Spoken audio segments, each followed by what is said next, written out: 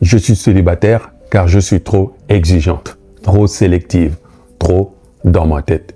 Combien de fois j'ai entendu cette réplique? Beaucoup de célibataires que j'accompagne en mindset me disent cette même phrase. Et toi-même, peut-être que tu l'as déjà prononcée ou que tu l'as déjà entendue. Et à force, elles y croient et finissent complètement seules et isolées. Et ensuite, il y en a beaucoup qui reviennent me dire, est-ce que je dois revoir mes exigences? Mais, et si ce n'était pas ça en fait? Et si ton célibat n'avait rien à voir avec des critères trop hauts, mais avec autre chose, de plus profond, de moins évident? C'est ce qu'on va voir aujourd'hui. Je vais répondre à cette question une bonne fois pour toutes, mesdames. D'abord, avoir des attentes élevées n'est pas un problème. Jamais, jamais, jamais un problème. Vouloir une relation de qualité, ce n'est pas un défaut. Refuser de t'adapter à quelque chose qui ne te nourrit pas, c'est totalement sain. Le vrai problème, c'est qu'on vit dans un monde où le conformisme devient la norme. Et on finit par se dire, je vise trop haut. Non. Si tu reconnais ta propre valeur, bien sûr que tu vas t'exiger des standards élevés. C'est normal. Peut-être que tu n'as pas simplement encore trouvé quelqu'un qui voit la vie à la même hauteur que toi. Ensuite, les exigences que tu t'imposes sont l'expression de ta personnalité. Ce sont les critères selon lesquels tu juges ta vie et tes relations. Si tu les changes juste parce que tu penses qu'elles sont élevées ou que tu en as marre d'être célibataire, te voilà parti tout droit pour la déception. Non, tu dois justement être exigeante si tu estimes que tu es une femme de valeur. Comme ça, tu vas accueillir des hommes de valeur. Maintenant, regardons les choses de plus près. Est-ce réellement être exigeante ou il y a autre chose qui se cache derrière ces attentes très élevées? Et si ce n'était pas que tu as trop d'attentes, mais que tu as peur de perdre ton équilibre et ta liberté? Tu as peut-être appris à t'aimer seul, à construire ta vie, tes repères et ta stabilité. Et aujourd'hui, laisser quelqu'un entrer là-dedans, ça fait peur et c'est normal. Parce que tu ne veux pas sacrifier ce que tu as mis du temps à bâtir. Ce que les autres appellent exigence, c'est parfois juste des frontières protectrices. Tu veux avoir une relation tout en protégeant ton intimité, car trop habitué à gérer toute seule.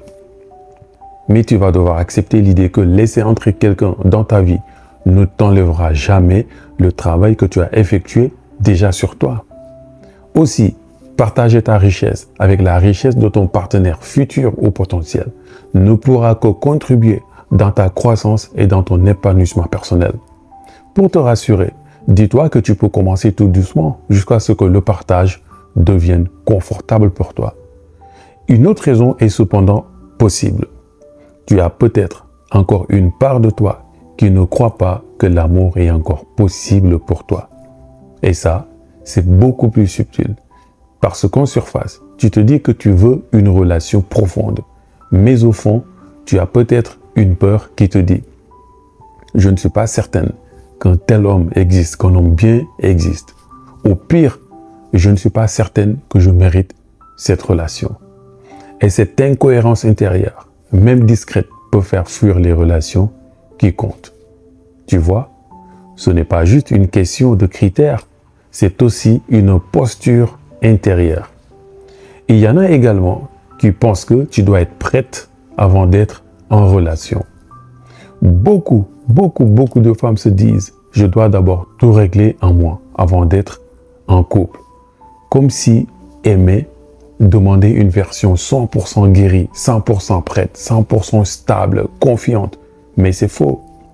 Tu n'as pas besoin d'être parfaite émotionnellement pour mériter une relation. Il faut juste le vouloir. Tu peux être en chemin, tu peux douter, tu peux avoir peur. L'important, c'est d'être honnête et ouverte, mais pas parfaite. Certaines personnes, par contre, associent une relation amoureuse à un danger imminent, car elles ont souffert peut-être par le passé. Et depuis, elle s'auto-sabote involontairement par pure peur inconsciente. Alors non, tu n'es pas célibataire juste parce que tu as trop d'attentes. Tu l'es peut-être parce que tu as grandi, parce que tu as compris ce que tu ne veux plus. Parce que tu refuses de te perdre dans une relation juste pour ne plus être seul, juste par peur de la solitude. Et peut-être aussi parce que tu te prépares à recevoir ce que tu n'as jamais eu jusqu'ici, une vraie relation.